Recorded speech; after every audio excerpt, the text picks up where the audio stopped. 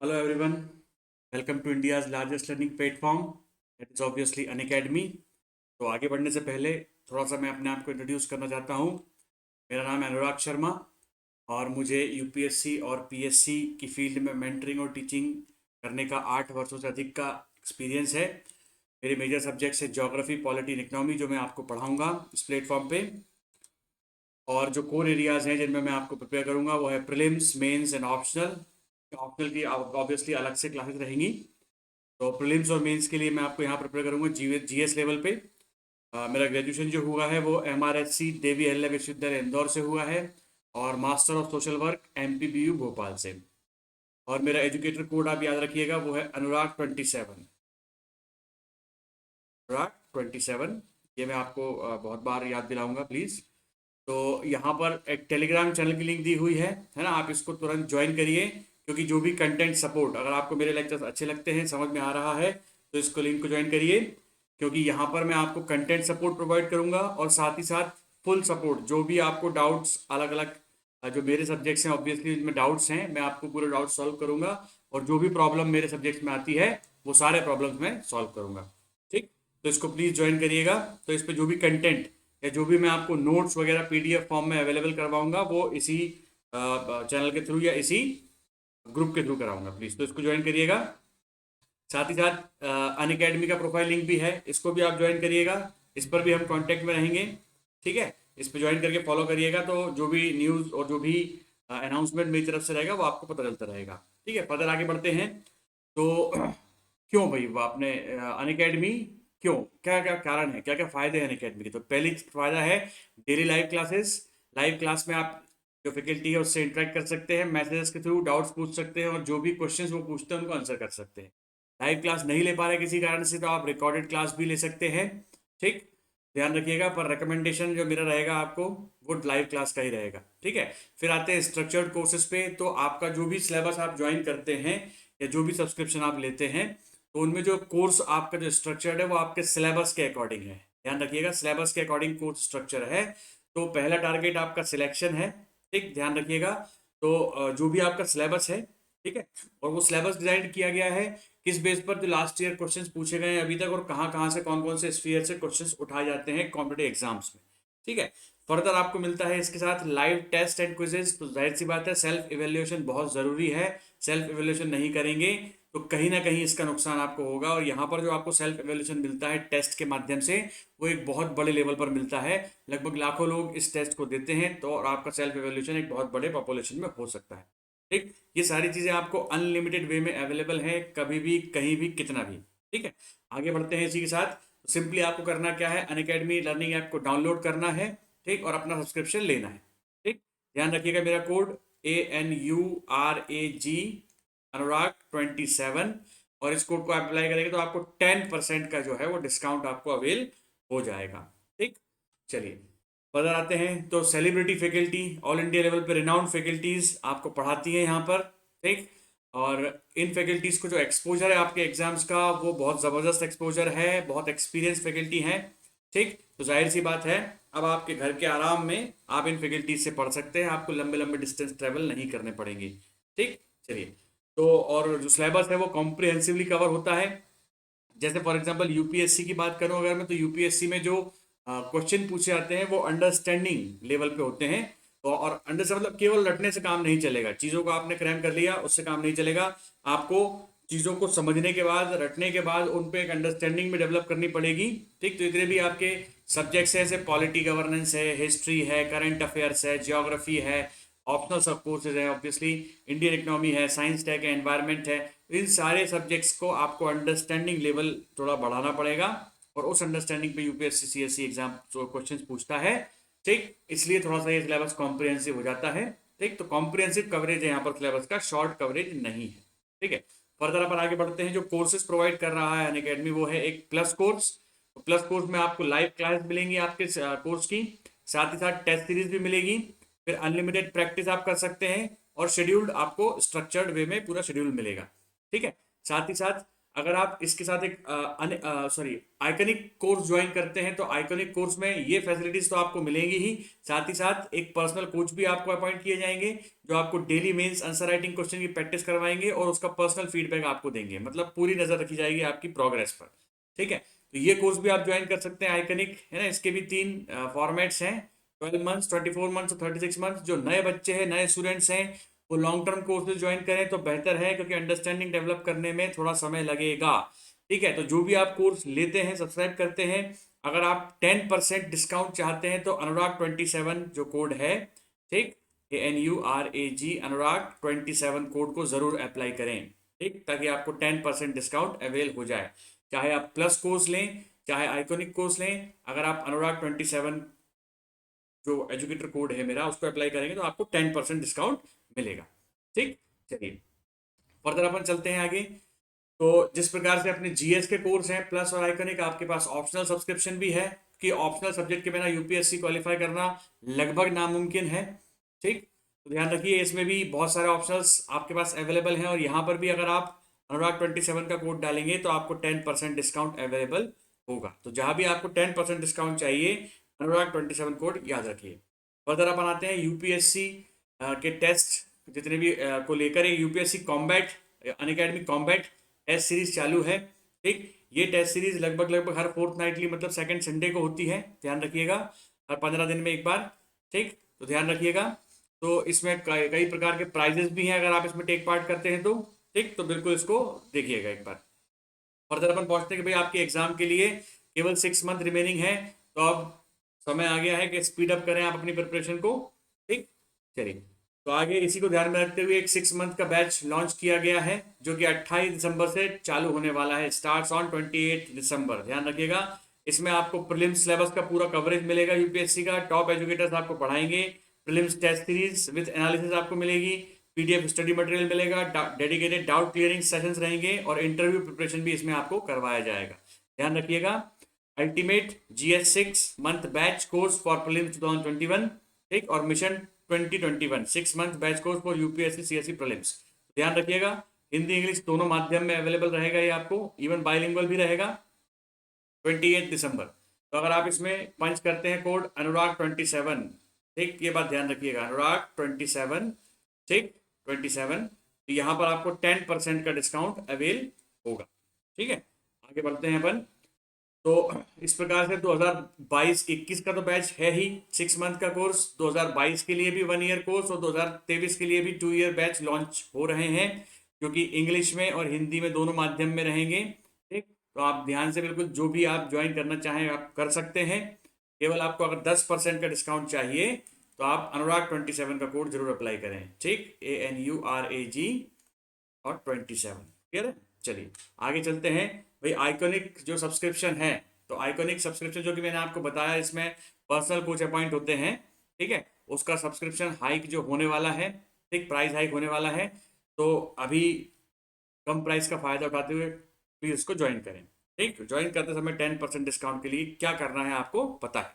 ठीक है, चलिए आगे बढ़ते हैं। तो जो आज हम पढ़ने वाले थे वो है, हम geography series for civil services पढ़ रहे हैं, उसमें हम फिजिकल ज्योग्राफी पढ़ रहे हैं। अभी फिजिकल ज्योग्राफी में जियोमॉर्फोलॉजी पढ़ रहे हैं। ज्योग्राफी बहुत बड़ा सब्जेक्ट है, इसको हम धीरे धीरे खत्म करेंगे और अच्छे से खत्म करेंगे। ठीक, तो आज जो टॉपिक है हमारा वो है evolution of continents and ocean basins, और इसमें हम कॉन्टिनेंटल ड्रिफ्ट थ्योरी पढ़ेंगे, वैगनर की, अल्फ्रेड वैगनर। ठीक, और ये हमारा है लेक्चर 8। ठीक है, चलिए आगे बढ़ते हैं इसी के साथ। ठीक है, ध्यान रखिएगा, और कुछ टॉपिक्स मैंने पहले पढ़ाए हुए हैं तो वो आप कृपया उनको फॉलो करें, जैसे इंटीरियर स्ट्रक्चर ऑफ अर्थ। ठीक है, पूरी आपको यहाँ पर डिस्क्रिप्शन में आपको सभी जितने भी लेक्चर्स हैं उनकी लिंक मिल जाएगी, पूरी लिस्ट मिल जाएगी, तो कृपया उन लेक्चर्स को फॉलो करें, है ना। क्योंकि भाई एक फैकल्टी से अगर आप पढ़ते हैं शुरू से तो एक कम्युनिकेशन बेहतर रहता है। ठीक है, और आपको ये भी मालूम चलेगा कि भाई अपन ने कहाँ चीज, कौन सी चीज कहाँ पे कवर करी है ना। कुछ चीजें देखिए जो बहुत सारे क्या होता है नॉर्मली, जैसे मान लीजिए इंडियन ज्योग्राफी पढ़ते हैं आप, तो इंडियन ज्योग्राफी में ही फिजिकल ज्योग्राफी की बहुत सारी चीज कवर करते हैं अलग अलग फैकल्टीज, पर मैं थोड़ा सा इसको अलग तरीके से पढ़ा रहा हूँ। पहले आपको पूरा फिजिकल ज्योग्राफी पढ़ाऊंगा, उसके बाद फिर इंडियन ज्योग्राफी पे आऊंगा। ठीक, और आपकी जो इंडियन ज्योग्राफी तो उस जिस समय अपन करेंगे, आपके फिजिकल ज्योग्राफी के पूरे कंसेप्ट क्लियर होंगे, ठीक, ताकि अपन फ्लुएंटली इंडियन ज्योग्राफी और वर्ल्ड ज्योग्राफी कर सकें। ठीक है, चलिए थोड़ा अपन समझेंगे फिजिकल ज्योग्राफी को। ताकि अपने वर्ल्ड ज्योग्राफी और इंडियन ज्योग्राफी इजीली कंप्लीट हो जाए। ठीक, चलिए आगे बढ़ते हैं। तो आज का हमारा टॉपिक है continental drift theory by Wegener. तो उससे पहले, उस पर आने से पहले थोड़ा सा एक इंट्रोडक्शन टाइप का अपन ले लेते हैं। देखिए, जो कॉन्टिनेंट्स एंड ओशियंस होते हैं उनको अपन बोलते हैं फर्स्ट ऑर्डर लैंडफॉर्म्स। क्या बोलते हैं? First order landforms. और देखिए, लैंडफॉर्म्स के ऑर्डर जो होते हैं बेसिकली फर्स्ट ऑर्डर और सेकेंड ऑर्डर और थर्ड ऑर्डर लैंडफॉर्म्स कहलाते हैं। ठीक, फर्स्ट ऑर्डर लैंडफॉर्म्स वो लैंडफॉर्म्स होते हैं जो सबसे बड़े होते हैं। ठीक, जैसे कि मैंने कहा कॉन्टिनेंट, कॉन्टिनेंट्स हो गए, तो ये नॉर्थ अमेरिका कॉन्टिनेंट हो गया, साउथ अमेरिका कॉन्टिनेंट हो गया, अफ्रीका कॉन्टिनेंट हो गया, एशिया, यूरोप, ऑस्ट्रेलिया, ये सारे कॉन्टिनेंट्स हैं।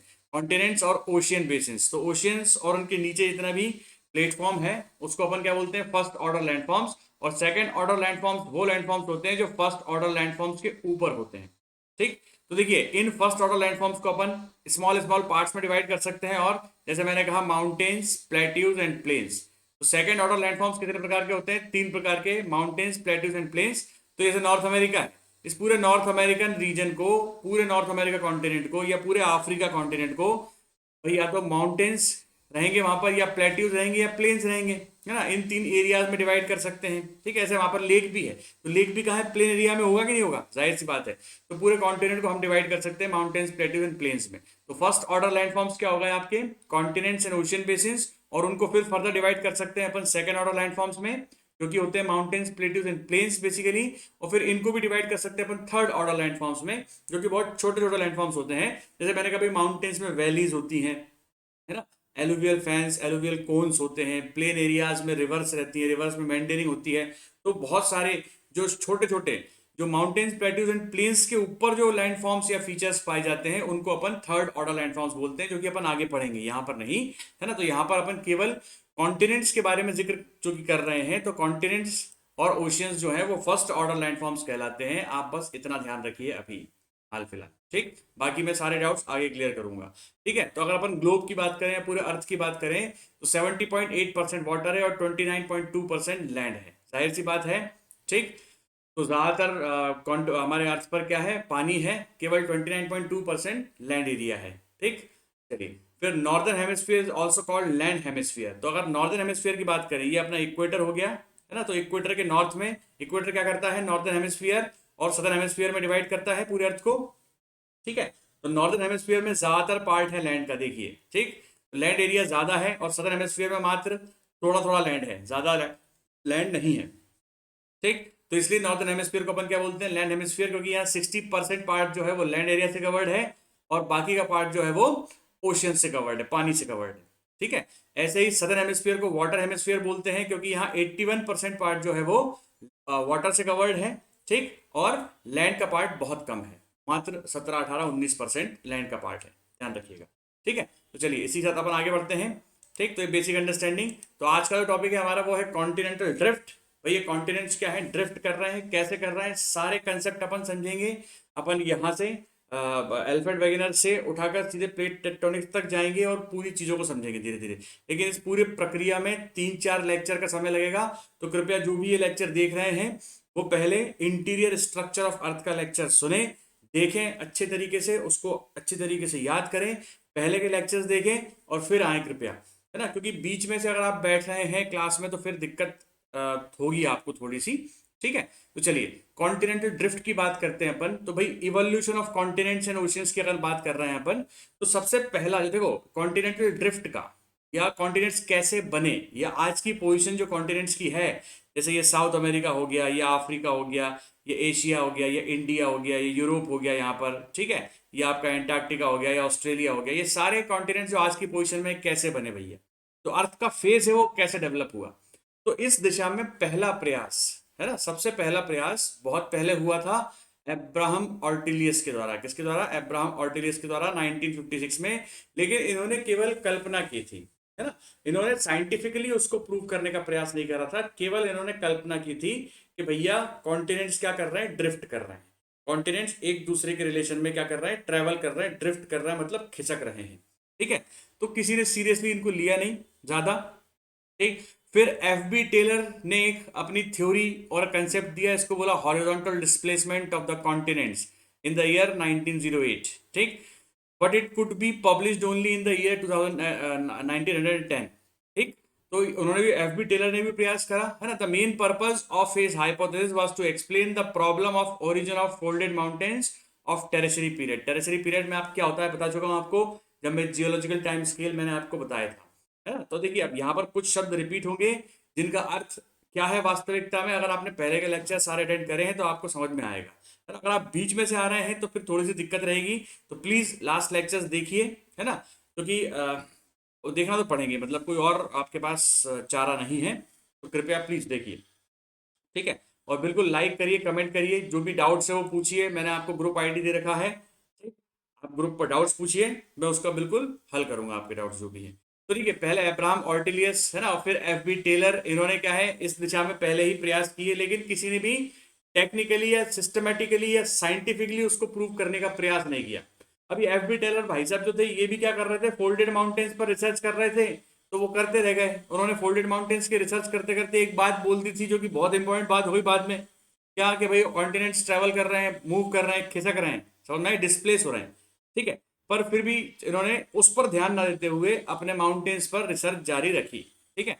तो इस दिशा में तो कई और प्रयास भी हो चुके हैं, और आज का जो हमारा ज्ञान है ना, उससे हमें मालूम चलता है कि अर्थ का सरफेस जो है वो कंटिन्यूअली क्या हो रहा है, खिसक रहा है, ठीक है। अभी अपन एल्फ्रेड वेगनर की थ्योरी भी देखते हैं कि उन्होंने क्या बोला था, ठीक।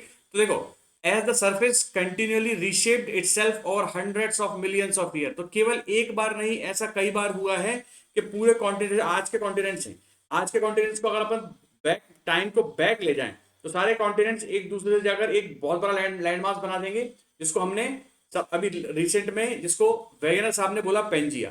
लेकिन इस पेंजिया, ये पेंजिया जो था लगभग 200-250 मिलियन ईयर्स पुराना ही था, लगभग 225 मिलियन ईयर्स पुराना ही था। लेकिन उसके पहले भी, चूंकि हमने देखा कि अर्थ की एज बहुत ज्यादा है ना, तो 4.6 बिलियन ईयर्स है, तो उसके पहले भी कई बार जो है ये पूरे कॉन्टिनेंट्स एक हुए हैं सुपर कॉन्टिनेंट के रूप में, फिर टूटे हैं, फिर पूरे अर्थ पर फैले हैं, फिर से एक हुए हैं, फिर टूटे हैं, तो ये प्रक्रिया चलती रही है हमेशा, ठीक है। तो कुछ रिसर्च के बेस पर यह भी मालूम चला है कि जो अपने पेंजिया है, या जो अल्फ्रेड वेगनर की रिसर्च जो है, जो लगभग लगभग 225 मिलियन ईयर्स पहले की ही बात करती है बस, है ना। 225 मिलियन ईयर्स पहले भी कुछ कॉन्टिनेंट्स थे, कुछ सुपर कॉन्टिनेंट्स थे, या 225 मिलियन ईयर्स पहले भी क्या है, ये प्रक्रिया पूरी कॉन्टिनेंट्स के क्या होने की, डिस्प्लेस होने की प्रक्रिया होती रही है ना। तो देखो अपन देखते हैं, as the surface continually reshaped itself over hundreds of millions of years, continents formed and broke apart, तो continents बनते रहे और टूटते रहे, है ना।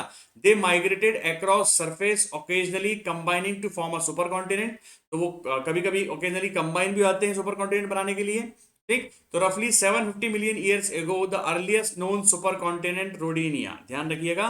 तो अभी तक का जो अर्लीस्ट नोन सुपर कॉन्टिनेंट है वो है रोडिनिया, ठीक।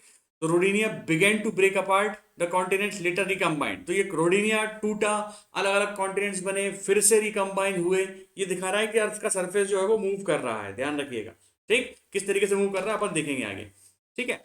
तो अगेन क्या हुआ फिर, रिकम्बाइन टू फॉर्म पेनोशिया, तो ये लगभग 600 से 540 मिलियन ईयर्स पुरानी बात है, तो ये लगभग 750 मिलियन ईयर्स पुरानी बात है, ठीक। और पेनोशिया की लगभग 600 से 540 मिलियन ईयर्स पुरानी बात है, ठीक, ध्यान रखिएगा, ठीक। और अब इसके बाद ये 750 मिलियन ईयर्स पहले ये हुआ, फिर 540 मिलियन ईयर्स पहले हुआ, फिर 250 मिलियन ईयर्स, लगभग 200 से 225, ठीक है, years ago, then finally Pangaea, फिर फाइनली पेंजिया बना, और Pangaea broke apart 200 million years ago, तो पेंजिया ब्रोक अप हुआ, ठीक है। अब ये पेंजिया क्या है अपन देखते हैं। इस पूरा जो मैंने अभी सेंटेंस पढ़ा है आपको, इसका मतलब आपको समझ में आएगा धीरे धीरे, ध्यान रखिएगा। अभी इतना ध्यान रखिए कि अर्थ के सरफेस पे जितने कॉन्टिनेंट्स हैं वो मूव कर रहे हैं, और इस मूवमेंट में वो कई बार साथ में आए हैं और कई बार दूर दूर गए हैं, ठीक। ये प्रोसेस एक बार नहीं हुआ है, ये प्रोसेस कई बार हुआ है, ठीक। चलिए तो फटाफट आप देखते हैं पहले कॉन्टिनेंटल ड्रिफ्ट थ्योरी, इस ऊपर वाले सेंटेंस पर दोबारा आते हैं अपन, है ना, किसकी थ्योरी पढ़ने के बाद, वेगनर साहब की थ्योरी पढ़ने के बाद, ठीक। तो अब यहाँ पर एक व्यक्ति थे जिनका नाम था एल्फ्रेड लोथर वेगनर, ये जर्मन पोलर रिसर्चर थे, जियोफिजिस्ट थे और मेट्रोलॉजिस्ट थे, ठीक है, ध्यान रखिएगा। इन्होंने एक थ्योरी दी, इन्होंने थ्योरी क्या दी, इन्होंने एक थ्योरी में बोला कि भैया जितने भी कॉन्टिनेंट्स आज हमें दिखते हैं अर्थ सरफेस पर, ठीक, वर्ल्ड का मैप यदि अपन देखें ध्यान से, ये देखिए वर्ल्ड का मैप, है ना, ये सारे कॉन्टिनेंट्स एक दूसरे से जुड़े हुए थे एक जमाने में, और वो जमाना क्या बोला उन्होंने, अपन देखते हैं आगे। वो जमाना बोला लगभग लगभग आपका परमियन पीरियड, ठीक। बाइफर्केशन चालू हुआ तो पहले उन्होंने उनके द्वारा कि Wegener thought all the continents were once joint together in a continent, जिसको बोलता है जोग्राफिकल यूनिफॉर्मिटी ऑफ कॉन्टिनेंट्स, सारे कॉन्टिनेंट जुड़े हुए थे before breaking up and drifting to their current positions. तो आज की पोजीशन पे आने के पहले सारे कॉन्टिनेंट्स जुड़े हुए थे आपस में और एक सुपर कॉन्टिनेंट बनते थे जिनको उन्होंने बोला था पेंजिया। ध्यान रखना, सुपर कॉन्टिनेंट बनता था, इसको पेंजिया बोला, है ना। तो before breaking up and drifting to their current positions, ठीक। But geologist soundly denounced Wegener theory of continental drift after he published the details in a book 1950 book called The Origin of Continents and Oceans, ठीक, The Origin of the Evolution of Continents and Ocean। तो उन्होंने ये theory अपनी एक book में दी थी और उस समय जाहिर सी बात है उस समय उन्होंने इस थ्योरी के सपोर्ट में एविडेंस प्रस्तुत नहीं कर पाए थे। अपन आगे पूरी चर्चा करेंगे अभी वेगनर थ्योरी की, ठीक है, ध्यान रखिए। तो उस समय के वैज्ञानिकों ने इस थ्योरी का बड़ा क्या करा था, डिनाउंस करा था इसको, इसका विरोध किया था, ठीक। तो part of the opposition was because Wegener didn't have a good reason or force to explain how the continents moved apart. Wegener साहब ने जो कॉन्टिनेंट्स मूव करवा रहे हैं इतनी जोर से नाव की तरह, ये कैसे मूव कर रहे हैं इसका कोई उन्होंने ब्यौरा या डिटेल नहीं दे पाए थे, ठीक है। और दी भी थी तो वो थोड़ी उस समय के मैथमेटिक्स और फिजिक्स के हिसाब से नहीं था, ठीक है। तो चलिए देखते हैं। तो बेसिकली वेगनर साहब क्या बोल रहे हैं, उन्होंने बोल रहे हैं कि जितने भी कॉन्टिनेंट्स आज हैं वो कुछ समय पहले लगभग 225 मिलियन ईयर्स पहले पूरे कॉन्टिनेंट्स आपस में जुड़े हुए थे, जिसको उन्होंने क्या नाम दिया, पेंजिया। ध्यान रखना। तो according to theory all the continents formed a single continental mass called Pangaea. तो ये वेगनर की थ्योरी अपन पढ़ रहे हैं। पेन मतलब ऑल, जिया मीन्स अर्थ, तो मतलब ऑल अर्थ क्या थी, वो एक ही में जुड़ी हुई थी, इसको हमने बोला पेंजिया। और इस पेंजिया के आसपास एक बहुत बड़ा ओशियन था जिसको बोला अपन ने पैंथलासा, क्लियर है। तो Pangaea was surrounded by mega ocean called Panthalassa. Pan means all plus thalassa means ocean, ठीक है। तो according to Alfred Wegener all the continents formed a single continental mass known as Pangaea. Wegener further argued that about 225 million years ago Pangaea began to split. ध्यान रखिएगा। तो देखो Carboniferous और Permian जो period थे, अब देखो ये दो पीरियड कहाँ से आए सर, जो नए बच्चे हैं वो पूछेंगे कि सर ये क्या है। तो भैया मैं आपको जियोलॉजिकल टाइम स्केल पढ़ा चुका हूँ, उस पर देखिए तो लगभग 225 से 250 मिलियन ईयर्स एगो, है ना, 225 मिलियन से 250 मिलियन ईयर्स एगो क्या था, पूरे लैंडमार्क या पूरे कॉन्टिनेंट्स आपस में जुड़े हुए थे, जिसको उन्होंने नाम दिया पेंजिया सुपर कॉन्टिनेंट। और उसके आसपास एक बहुत बड़ा सुपर ओशन था जिसको नाम दिया पैंथलासा। क्लियर है, ध्यान रखिए। अब पेंजिया का बाइफर्केशन चालू हुआ। अब देखो कैसे चालू हुआ सर, ये अपन आगे चर्चा करेंगे अभी, है ना। इसी में फेल हो गए थे बेचारे वगैरह साहब भी, है ना, कि भाई कैसे टूटा पेंजिया और कैसे दूर दूर बहुत सारे टुकड़ों में टूटा और बहुत सारे दूर दूर गया, है ना। इसी चीज को एक्सप्लेन नहीं कर पाए थे, लेकिन उन्होंने जो थ्योरी थी वो बिल्कुल सही थी, लेकिन थ्योरी उन्होंने समय से पहले दे दी थी, है ना, क्योंकि उस समय इतनी रिसर्च नहीं हो पाई थी ओशियन बॉटम की भी, है ना। और अपन ने सिस्मिक वेव्स के अर्थ के अंडर की स्टडी भी आज की तारीख में कर ली है, पर उस समय इतनी स्टडी अवेलेबल नहीं थी। तो वैज्ञानिक साहब रह गए बेचारे, नहीं बता पाए कि कैसे टूटे और कैसे दूर दूर गए। लेकिन उन्होंने जो एविडेंस दिए थे इस थ्योरी के संदर्भ में, इस थ्योरी के सपोर्ट में जो एविडेंस दिए थे वो एविडेंस ऐसे थे कि उसको कोई डिनाउंस नहीं कर सकता था, ठीक है। तो उनके हिसाब से जो कार्बोनिफेरस और पर्मियन पीरियड था तब पूरा पेंजिया था और पैंथलासा था। पेंजिया का बाइफर्केशन शुरू हुआ लेट ट्रायसिक पीरियड में। कब चालू हुआ, लेट ट्रायसिक पीरियड में। और वो अंगारा लैंड और गोंडवाना लैंड दो बड़े बड़े पार्ट्स में डिवाइड हुआ। देखो समझना बात को, मैं आपको दिखा रहा हूं, देखिए ये लगभग पर्मियन और कार्बोनिफेरस जो कि लगभग 250 से 225 से 250 मिलियन वर्ष पुरानी बात है, ठीक। इस समय पूरे लैंड मासेस क्या थे, एक ही थे, कंप्लीट होल, जिसको उन्होंने बोला पेंजिया। और पेंजिया के आसपास जो सी था उसको बोला उन्होंने पैंथलासा। क्या बोला, पेंजिया एंड पैंथलासा, ठीक है। फिर धीरे धीरे ट्रायसिक पीरियड और लेट ट्रायसिक पीरियड में जो ये पूरा पेंजिया है इसमें बाइफर्केशन चालू हुआ, ठीक, ये टूटा, ठीक। और ये दो बड़े बड़े लैंडमार्क्स बन गए। इसको अपन ने ऊपर वाला नॉर्थन पार्ट जो था उसको बोला लॉरेंशिया, ठीक, और सदर्न पार्ट को बोला गोंडवाना लैंड। ध्यान रखिए, लॉरेंशिया एंड गोंडवाना लैंड। तो दो बड़े बड़े पार्ट में टूटने के बाद और भी फर्दर डिसरप्शन हुआ इसमें, अपन आगे देखते हैं किस किस प्रकार से हुआ है। ठीक है, और ये टूटते गए और एक दूसरे से दूर जाते गए और ये आज की पोजीशन में ये पहुंच गए हैं। क्लियर है? तो ये पूरी थ्योरी है वेगनर साहब की। ठीक, तो देखो क्या बोला उन्होंने कि कार्बोनिफेरस और परमियन पीरियड में पेंजिया और पेंथेलासा था, फिर पेंजिया बाइफरकेट हुआ लेट ट्राइसिक पीरियड में, और बाइफरकेट किस किस में हुआ, अंगारा लैंड और गोंडवाना लैंड। और इन दोनों अंगारा लैंड और गोंडवाना, देखो अंगारा लैंड को ही लोरेंशिया कहते हैं, ध्यान रखिएगा, जो लोरेंशिया है इसको अंगारा लैंड भी बोलते हैं, ध्यान रखिएगा। ठीक है, तो आगे देखते हैं। तो अंगारा लैंड या लोरेंशिया, गोंडवाना लैंड, इन दोनों के बीच में एक छोटा सा नैरो सी बना जिसको उन्होंने नाम दिया तैथिस। देखो ये दिख रहा है सी आपको, ये वाला, ये जो सी डेवलप हुआ बीच में इसको बोला तैथिस सागर। और ये आसपास तो पूरा था ही पेंथेलासा, कोई दिक्कत नहीं, चल रहा है बहुत बड़ा पूरे अर्थ पर। ठीक, ध्यान रखिएगा। फिर फर्दर और डिस्ट्रप्शन हुआ किसमें, पेंजिया में। फिर जुरासिक पीरियड में गोंडवाना डिसरप्टेड हुआ। तो गोंडवाना किस किस में टूटा, गोंडवाना अपन साउथ की बात कर रहे हैं, देखिए साउथर्न सदर्न पार्ट जो है this is called Gondwana land. ठीक, तो गोंडवाना फर्दर टूटा किस किस में, देखिए साउथ अमेरिका में टूटा, अफ्रीका में, पेनिनसुलर इंडिया में, मेडागास्कर में और ऑस्ट्रेलिया में। ध्यान रखिएगा, तो किस किस कौन कौन सी चीजें बनी, यहां पर बनी साउथ अमेरिका बना आपका, अफ्रीका बना, ये इंडिया बना। ठीक है, फिर ये आपका मेडागास्कर भी बना इस रीजन में, ये मेडागास्कर वाला पार्ट है, ध्यान रखिएगा। ठीक है, तो ये सारी चीजें, ऑस्ट्रेलिया वाला पार्ट भी बना, एंटार्क्टिका वाला पार्ट भी बना। ठीक है, तो ध्यान रखिएगा पूरी चीजें किस किस प्रकार से बन रही है। अब ये कैसे बन रही है ये अपन आगे डिस्कस करेंगे अभी, लेकिन उनकी थ्योरी क्या थी पहले ये समझ लो। ठीक, बात समझ में आ रही है? बहुत से लोगों के मन में डाउट होगा कि भैया सर ये कैसे हो रहा था सब कुछ, अभी यही तो अपन पढ़ रहे हैं मेरे भाई, है ना, कैसे हो रहा था। और यही तो बेचारे अपने वेगनर भाई साहब भी एक्सप्लेन नहीं कर पाए थे ढंग से कि ये कैसे हो रहा था, बल्कि उन्होंने एक्सप्लेन तो बिल्कुल सही करा, हो सही रहा था, पर कैसे हो रहा था ये उनको भी नहीं मालूम था। ठीक, चलिए, तो फिर आता है आपका जुरासिक पीरियड में गोंडवाना डिसरप्टेड हुआ। ठीक, और अंगारा लैंड भी डिसरप्टेड हुआ। तो गोंडवाना लैंड से अपना साउथ अमेरिका बना है, अफ्रीका बना है, पेनिनसुलर इंडिया बना है, मेडागास्कर बना है और ऑस्ट्रेलिया बना है। ऐसे ही जब अंगारा लैंड टूटा तो उससे नॉर्थ अमेरिका, यूरोप और एशिया बना। देखिए फटाफट, अभी अंगारा लैंड ऊपर वाला है, अंगारा लैंड, ठीक है ना, तो इससे क्या बना, नॉर्थ अमेरिका बना। ठीक, ये एशिया बना और ये यूरोप बना, यहां पर यूरोप रहेगा पूरा। ठीक है, क्लियर है ना? तो नॉर्थ अमेरिका, एशिया, यूरोप, और इसके बीच में जो सागर, एक पतला सा सागर, इसको बोला अपन ने नैरो सी, ओपन अप हुआ, इसको बोला तैथिस सी। क्या बोला? तैथिस। ठीक है, तो ये पूरा टाइम फ्रेम दे रखा है। ठीक है, उन्होंने बिल्कुल बिल्कुल बताया था, किसने, वेगनर साहब ने, कि भैया किस किस प्रकार से। तो पर्मियन और कार्बोनिफेरस पीरियड में पूरा पेंजिया और पेंथेलासा था। फिर ट्रायसिक पीरियड में क्या हुआ, इसका विभाजन या विखंडन, है ना, चालू हुआ, टूटा पूरा पेंजिया, डिसइंटीग्रेट हुआ। और शुरू शुरू में मेजरली दो बड़े पार्ट निकले, एक था लॉरेंशिया ऊपर वाला पार्ट, और दूसरा क्या हो गया, गोंडवाना लैंड। ध्यान रखिएगा, लॉरेंशिया एंड गोंडवाना लैंड। ठीक है, फिर फर्दर जुरासिक पीरियड में अपन पहुंचे, 150 मिलियन ईयर्स पुरानी बात है, तो 150 मिलियन ईयर्स पहले फर्दर डिसरप्शन हुआ किसमें, गोंडवाना लैंड और लॉरेंशिया दोनों में। तो लॉरेंशिया जो है इसको अपन अंगारा लैंड भी कहते हैं, इससे आपका नॉर्थ अमेरिका बना और यूरोप बना और एशिया बना। क्लियर है?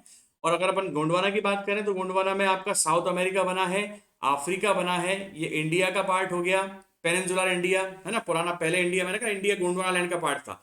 और धीरे धीरे इंडिया इस पोजीशन से खिसकता हुआ ऊपर की तरफ आया है। ठीक, और फिर आकर यहां पर टकरा गया है, किससे, एशियाटिक प्लेट से। ठीक है, वो भी अपन देखेंगे आगे।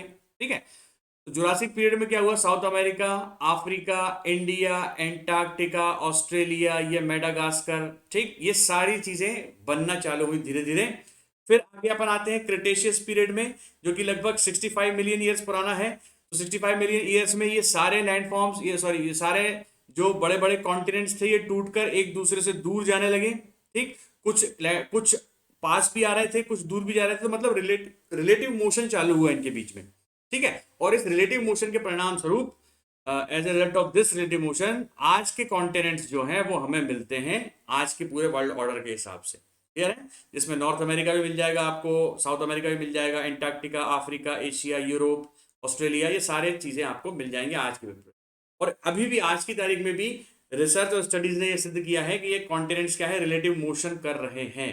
ठीक है, हो सकता है कि आज से 10 मिलियन साल बाद या 20 मिलियन या 100 मिलियन साल बाद, है ना, ये सारे कॉन्टिनेंट्स फिर से एक बन जाएंगे। ठीक, फिर से एक बन जाएंगे और फिर से कुछ ना कुछ डिस्ट्रप्शन होगा और फिर से दूर दूर जाएंगे। ठीक है, तो ये पूरा इतिहास पहले भी हो चुका है। ठीक, अपन ने बोला कि भैया वेगेनर साहब ने तो, चलो वेगेनर साहब ने तो केवल पेंजिया के बारे में बताया अपने को, है ना, लेकिन आज की रिसर्च ये भी शो करती है कि पेंजिया के पहले भी क्या था, इस प्रकार के कॉन्टिनेंट्स देखे गए हैं। उसके नाम अपन ने देखे हैं, रोडिनिया और पेनोशिया दोनों देखे हैं। क्लियर है ना? सबसे पुराना है रोडिनिया। अब वेगेनर साहब तो बात कर रहे हैं पेंजिया की केवल, तो पेंजिया तो लगभग 200 मिलियन साल की बात कर रहे हैं, 200 मिलियन पुराना, 250 मिलियन मान लो, है ना। लेकिन रोडिनिया जो है वो लगभग 750 मिलियन साल पुराना है, और पेनोशिया जो है वो 600 से 540 मिलियन साल पुराना है।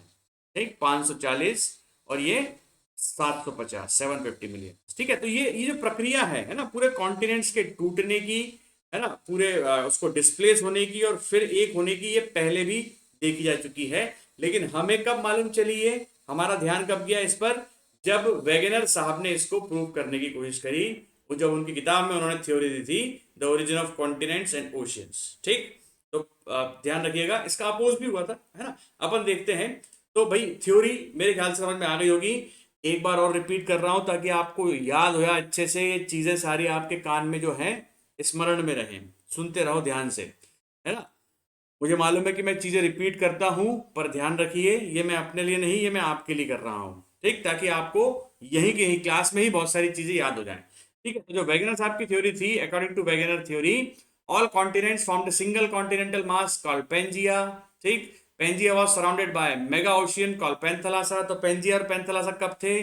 कार्बोनिफेरस पीरियड और परमियन पीरियड के दौरान। अब देखो एग्जैक्ट उन्हें भी नहीं मालूम था यार, ये 1915 की बात है। तो उस समय एग्जैक्ट लोग आज तक हम एग्जैक्ट लोकेट नहीं कर पा रहे हैं कि किस टाइम के, कोई बता सकता किस दिन को, किस घंटे को, या किस ईयर को। हम मिलियन ईयर्स में बात करते हैं, ठीक है। तो आज भी हम एग्जैक्ट लोकेट नहीं कर पाते, तो तब तो बहुत दिक्कत थी बेचारे, समझे ना। तो पेंजिया और पेंथलासा था पहले, फिर पेंजिया बाइफरकेट हुआ कब? लेट ट्राइसिक पीरियड में पेंजिया बाइफरकेट होकर दो पार्ट्स में डिवाइडेड हुआ, गोंडवाना लैंड और लॉरेंशिया या अंगारा लैंड। ठीक, फिर ये दोनों जो ग्रेट जाइंट लैंड मासेस थे, बड़े बड़े सुपर कॉन्टिनेंट थे दो, ये भी टूटे अलग अलग पार्ट्स में। ठीक है, और वो अलग अलग पार्ट्स जो हमारे नेसेंट शुरुआती जो हमारे कॉन्टिनेंट से आज के, वो बने, और उनके बीच में एक सागर आया जिसको अपन ने बोला टेथिस सी। ध्यान रखिएगा, टेथिस सी बार बार नाम क्यों ले रहा हूं, क्योंकि इसका भी सिग्निफिकेंस है ना। अब आप हिमालयास पढ़ेंगे तो हिमालयास का जो उत्पत्ति है, या हिमालयस की ओरिजिन जो है ना, जो कोबर की थ्योरी अपन पढ़ेंगे जियो सिग्नल की, उसमें 33C का जिक्र है, और 33C के बेड से ही हिमालय बना है ना, ऐसा उस थ्योरी में है। तो वो भी हम देखेंगे। तो 33C याद रखिएगा, ठीक है। ये पूरा इंडिया जो देखो, यहाँ पर इंडिया है, ठीक, इस रीजन में, फिर खिसक के इंडिया नॉर्थ की तरफ जा रहा है, नॉर्थ ईस्ट की तरफ जा रहा है, और जाते जाते ये क्या करेगा, एशियाटिक प्लेट से टकराएगा। ठीक, तो यहाँ पर रेमेनेंट्स, आखिरी आखिरी के रेमेनेंट्स बचेंगे 33C के। ये 33C है ना। यहाँ पर अटलांटिक ओशन ओपन होना चालू हुआ, ये पैसिफिक ओशन छोटा होना चालू हुआ, एंटार्क्टिका नीचे की तरफ जा रहा है ना, और ये ऑस्ट्रेलिया हो गया आपका। तो समझिए बात को, ये सारी चीजें अपन देखने वाले हैं आगे। तो सिंपल वे में क्या बोले फिर, according to Alfred Wegener, all the continents formed a single continental mass Pangaea. Wegener further argued that 225 million years ago Pangaea began to split. It first broke into two large continental masses, Laurentia northern component and Gondwana land southern component. ये कैसे कैसे bifurcate हुए अपन देख लिए। India, उस समय India जो part था वो गोंडवाना लैंड का पार्ट था, ठीक है। आज भले ही हमें वो एशियाटिक प्लेट के साथ दिखता है या एशिया के साथ दिखता है, पर it was actually the part of Gondwana land, ठीक, जो कि ऊपर नॉर्थ की तरफ ट्रेवल करते हुए आया था, है ना, मूवमेंट के साथ। ठीक, तो ये ऊपर जा रहा है बेचारा इंडिया, टकराएगा भी जाके यहाँ पर। क्लियर है? चलिए, तो the intervening part between Laurentia and Gondwana was known as Tethys sea, a shallow and meandering water body. Subsequently Laurentia and Gondwana land continued to break into smaller continent that we see today. Clear है? तो ये theory का premise था, basic premise theory का। अब इस theory को सिद्ध करने के लिए देखो, थ्योरी समझते हो ना क्या होता है। जैसे मैं कोई अगर बकवास कर दूं कल को खड़ा होके, है ना, तो उसको बोलते हैं अपन हाइपोथेसिस। क्या बोलते हैं? हाइपोथेसिस। ठीक, अब मैं उसके पक्ष में कुछ सबूत दूं या छोटे बहुत सबूत दे दूं। जैसे मैंने बोल दिया कि भैया कि मान लीजिए केवल गोरे लड़के सिलेक्ट होंगे इस बार, है ना। ये कोई मतलब कुछ भी लॉजिक नहीं है, हाइपोथेसिस हो गई मेरी। अब बहुत सारे लोग क्या करेंगे, इस हाइपोथेसिस को गलत सिद्ध कर देंगे, जाहिर सी बात है। और इसको सिद्ध करने के लिए वो फैक्ट लेके आएंगे कि ऐसा नहीं है, आप लास्ट ईयर के पूरे रिकॉर्ड देखो, सारे रिकॉर्ड देखो, तो आप जरूरी नहीं है कि गोरे लोग ही सिलेक्ट होंगे, काले लोग सिलेक्ट नहीं होंगे। ठीक है, तो इस प्रकार की ये कोई आधारहीन हाइपोथेसिस है ना। लेकिन जब कोई हाइपोथेसिस अगर वेल एक्लेम्ड हो जाए। वेल एक्लेम्ड मतलब कुछ लोग उसको बेहतर तरीके से एक्नॉलेज करने लगे, है ना, या कुछ साइंटिस्ट उस हाइपोथेसिस को क्या मान लें अच्छे तरीके से, तो वो क्या बन जाएगा, थ्योरी बन जाएगी। फिर और ज्यादा साइंटिस्ट मान लिया, वेल एक्लेम्ड हो गई, या लगभग लगभग 90% से ज्यादा साइंटिस्ट उसको मानते हैं, सही मानते हैं, तो प्रिंसिपल हो गया। फिर ऐसे लॉ बन जाएगा, फिर ऐसे यूनिवर्सल लॉ बन जाएगा, जैसे न्यूटन्स लॉ है ना, न्यूटन्स लॉ पूरे यूनिवर्स में सब जगह ट्रू है, ध्यान रखिएगा। ठीक, तो ध्यान रखिएगा, तो इस प्रकार से चीजें बनती हैं। हालांकि अपने को ये सब नहीं देखना है, पर फिर भी समझिए, तो ये थ्योरी है, क्या है, थ्योरी है, ध्यान रखिएगा। थ्योरी के पक्ष में भी लोग होते हैं, है ना, उसके सपोर्ट में भी लोग होते हैं, और उसके विरोध में भी लोग होते हैं, ऑपोजिशन में भी लोग होते हैं, है ना। ऐसे ही प्लेट टेक्टोनिक थ्योरी भी है आगे, उसके पक्ष में भी लोग हैं और विपक्ष में भी लोग हैं। अब कितनी, कौन सी थ्योरी कितनी अच्छी है, ये डिपेंड करता है कि अगर सपोर्ट में मान लो मैंने कहा 80% लोग सपोर्ट करते हैं, majority of scientific community agrees with this theory, तो वो हम पढ़ते हैं, जाहिर सी बात है ना? तो वही हम पढ़ रहे हैं। लेकिन इस थ्योरी को पढ़ने का सिग्निफिकेंस क्या है कि ये थ्योरी बेस है भाई आज के कॉन्टिनेंट। आगे हम प्लेट टेक्टोनिक पढ़ेंगे, तो प्लेट टेक्टोनिक एक्चुअली इस थ्योरी को समझाने, जो वैगनर साहब नहीं समझा पाए थे, है ना, उसी चीज को समझाया प्लेट टेक्टोनिक थ्योरी ने आगे। तो फटाफट देखिए आगे, है ना। तो देखो, अब सबसे इंपॉर्टेंट चीज है कि वैगनर साहब ने इस थ्योरी के सपोर्ट में क्या क्या एविडेंस दिए। सबसे मेजर चीज तो ये है, क्योंकि इन एविडेंस को कोई भी व्यक्ति विरोध नहीं कर पाया इनका। क्लियर है, समझना। तो सबसे पहला जो उन्होंने एविडेंस दिया, उन्होंने कहा जिग्सॉ फिट। क्या है जिग्सॉ फिट? जिग्सॉ मतलब एक गेम होता है जिसमें आपको एक तस्वीर टूटी हुई रहती है, उसको जोड़ना पड़ता है। ठीक, तो जिग्सॉ फिट सिंपल गेम होता है। तो उन्होंने कहा कि पूरे कॉन्टिनेंट जो है उनका फिटिंग जो एक दूसरे के हिसाब से देख लो। अगर अपन प्रथम दृष्टया या पहली बार देखते हैं, तो सारे कॉन्टिनेंट जो हमें दिख रहे हैं, अगर उनको पीछे ले जाए, एक दूसरे के पास लेके आए, तो एक बेहतर तरीके से फिट वो बनाते हैं। ठीक, तो उन्होंने कहा the shorelines of South America and Africa when are facing each other shows a remarkable fit. Similarly, Africa, Madagascar and the east coast of India fit into each other when matched. ठीक, तो सबसे पहला जो evidence उन्होंने दिया, हालांकि ये कोई साइंटिफिक एविडेंस नहीं था, पर फिर भी उन्होंने कहा कि इन सबको मिला दो आपस में, तो जबरदस्त तरीके से क्या है, एक जिग्सॉ फिट बनता है। ठीक, जो कि पहला प्रथम दृष्टया एक अच्छा अपन मान सकते हैं एविडेंस था, बिल्कुल था। फिर उन्होंने और एविडेंस दिए, उन्होंने कहा ग्लेशियल डिपॉजिट्स, जो ग्लेशियल पहले जो ग्लेशियल एजेस रही है, है ना, उनमें जो डिपॉजिट्स पाए गए हैं इन तीनों सभी कॉन्टिनेंट्स में, वो लगभग लगभग एक जैसे हैं। तो it has been found that the Gondwana system of sediments from India has its counterpart in 6 various land masses of southern hemisphere. तो इंडिया तो बेचारा नॉर्दर्न हेमिस्फीयर में है, समझ में आई बात, उसके जैसे डिपॉजिट्स अपने को सदर्न हेमिस्फीयर में कैसे मिल रहे हैं? तो इसका सॉल्यूशन केवल एक ही है कि हो सकता है एक जमाने में ये सारा रीजन एक ही था। ठीक है, फॉर एग्जाम्पल जैसे अपन बात करते हैं अफ्रीका, फॉकलैंड आइलैंड, ये साउथ अमेरिका की बात कर रहा है, Madagascar, Antarctica, Australia and India, इन सारे क्षेत्रों में जो अपने को डिपॉजिट्स मिलते हैं, ग्लेशियल डिपॉजिट्स पुराने, वो लगभग लगभग एक जैसे मिलते हैं, है ना। तो it demonstrates that these land masses had remarkably same antiquities, मतलब इनका जो इतिहास है, पुराना इतिहास है, वो लगभग लगभग सेम है। और ये कब हो सकता है? जब अपन ये मान लें कि ये सारे कॉन्टिनेंट्स आपस में जुड़े हुए थे। ठीक, फर्दर और भी इन्होंने नहीं माने, है ना, इन्होंने कहा कि रुको जरा अभी देखते हैं अपन क्या क्या एविडेंस है, और लाता हूँ एविडेंस। तो एविडेंस जम कर लेके आए। फिर ये रॉक टाइप्स एंड स्ट्रक्चर लेके आए। ठीक है, तो इन्होंने कहा the radiometric dating method have correlated rock formation across different continents. तो अलग अलग कॉन्टिनेंट्स के मतलब ऐसे इन्होंने रॉक सैंपल्स दिखाए जो लगभग लगभग एक ही रॉक्स के थे। ठीक, फॉर एग्जाम्पल देखो, it suggested that the belt of ancient rocks from Brazilian coast, जो ब्राजीलियन कोस्ट है, ये देखो साउथ अमेरिका की जो ब्राजीलियन कोस्ट है, यहां पर जो रॉक सैंपल्स अपने को मिलते हैं, Brazilian coast matches the mountain belt found in West Africa. तो अफ्रीका के कोस्ट पर जो माउंटेन बेल्ट अपने को मिलते हैं, उससे ये ब्राजीलियन कोस्ट के सारे सैंपल्स मैच करते हैं हूबहू।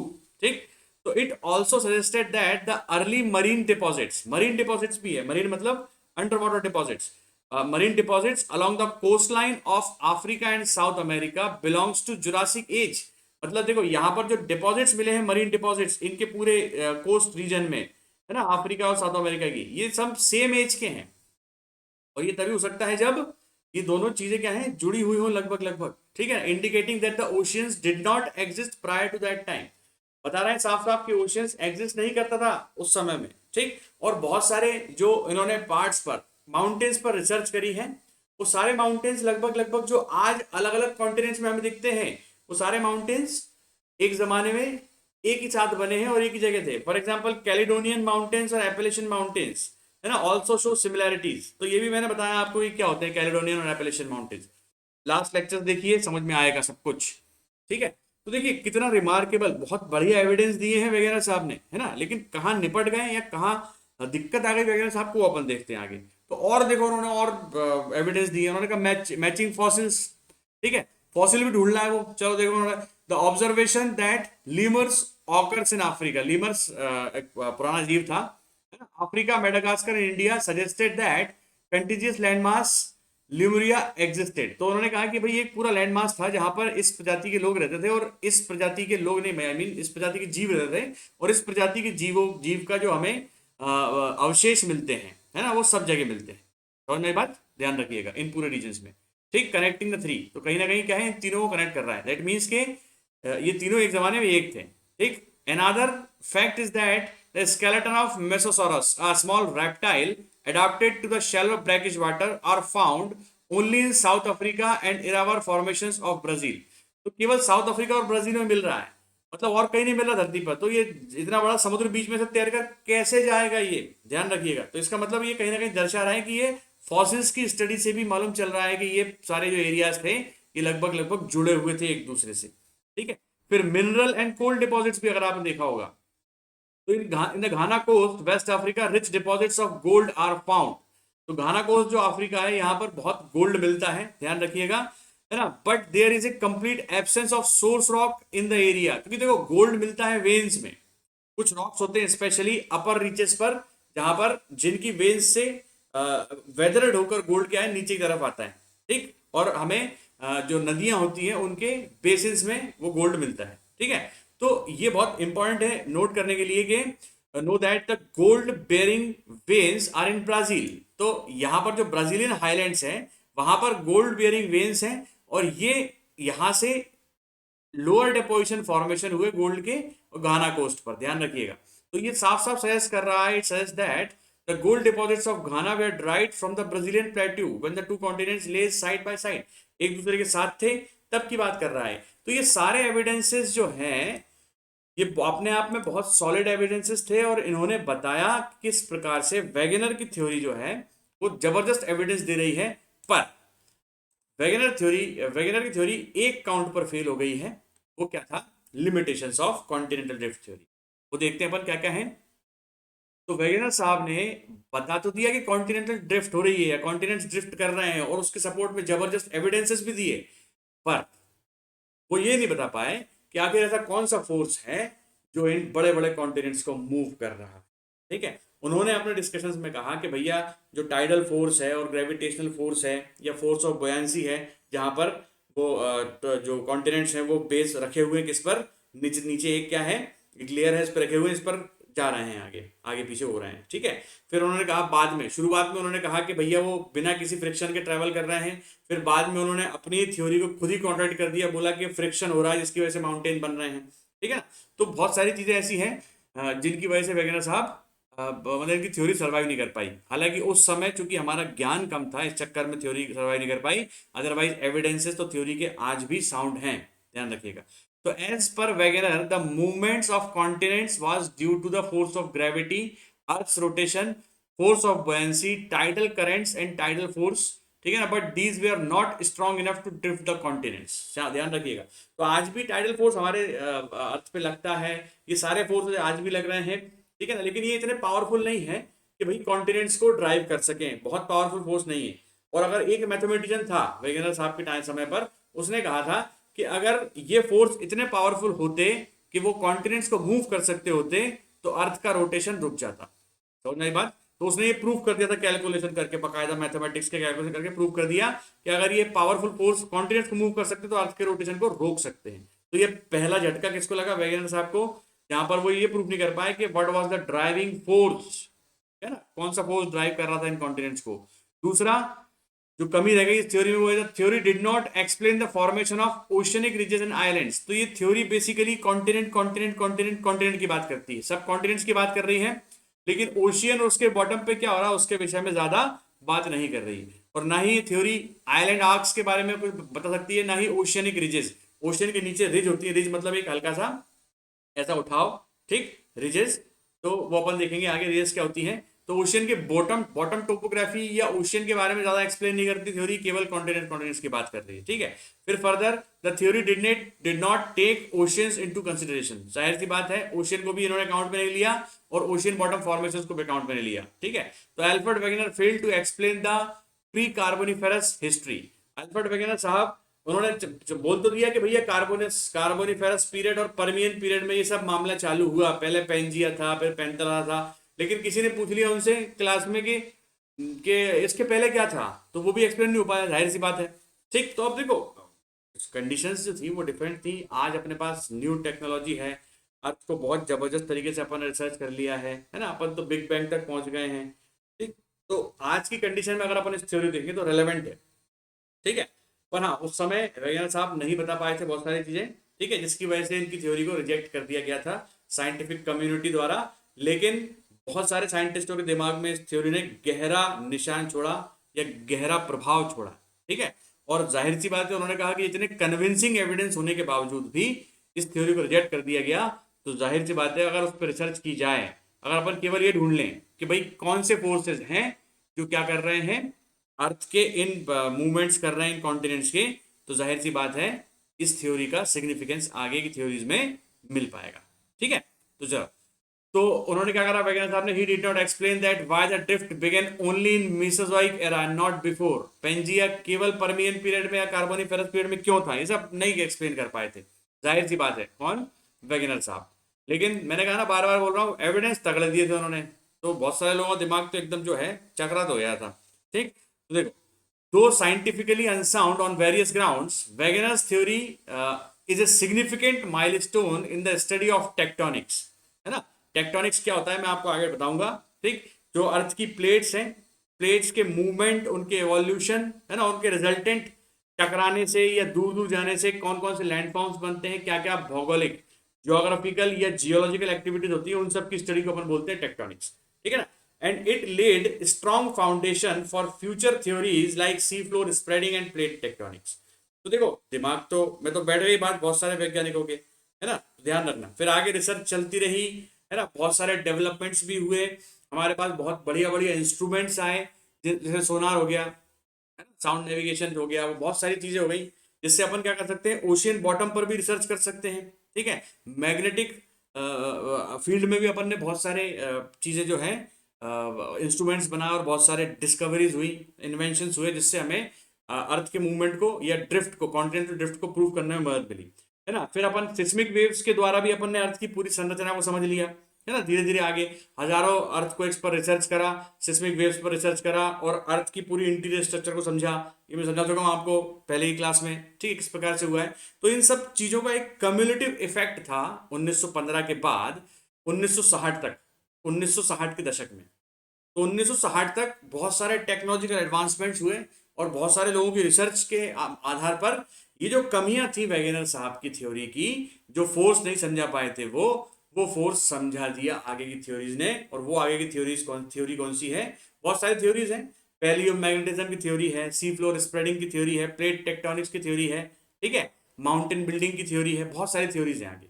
उन सब ने क्या कर दिया, समझा के रख दिया वैगनर की कॉन्टिनेंटल। तो इसलिए वैगनर को पढ़ना जरूरी है। और कोई अपन ने नहीं पढ़ा, वैगनर क्यों पढ़ा, क्योंकि वैगनर साहब पहले ऐसे व्यक्ति थे जिन्होंने वैज्ञानिकों के दिमाग पर छाप छोड़ी थी अच्छे से, क्लियर है ना। तो चलिए, यहां तक हमें समझ में आया। तो अब ये जो एक क्या हो गया, आधार हो गया अपना प्लेट टेक्टोनिक्स पढ़ने का, समझ में आई बात। तो नेक्स्ट जो इंपॉर्टेंट थ्योरी हमें पढ़नी है वो है प्लेट टेक्टोनिक थ्योरी, बहुत महत्वपूर्ण है। इस थ्योरी को समझे बिना ज्योग्राफी को समझना थोड़ा सा मुश्किल है, ठीक है। मतलब अगर कुछ कुछ भी, अगर मैं सबसे इंपॉर्टेंट चीज अगर बोलूँ ज्योग्राफी में, अगर फिजिकल ज्योग्राफी की बात करूँ तो वो प्लेट टेक्टोनिक्स ही है, ठीक। चलिए, तो हल्का सा रिवाइंड करवा दूं मैं आपको एक बार, किस प्रकार से ये कॉन्टिनेंटल ड्रिफ्ट थ्योरी आगे आई। तो भैया अपन ने continental ocean first order landforms कहलाते हैं। दूसरा, कॉन्टिनेंटल ड्रिफ्ट क्या होता है, इसके बारे में पहला प्रयास किसने किया था, अब्राहम ऑर्टिलियस ने 1556 में, पर किसी ने सीरियसली नहीं लिया। एफ बी टेलर ने भी करा, लेकिन एफ बी टेलर जो भाई साहब थे वो माउंटेन्स में ज्यादा दिलचस्पी रखते थे, है ना, उनको कॉन्टिनेंट्स के में ज्यादा दिलचस्पी नहीं थी।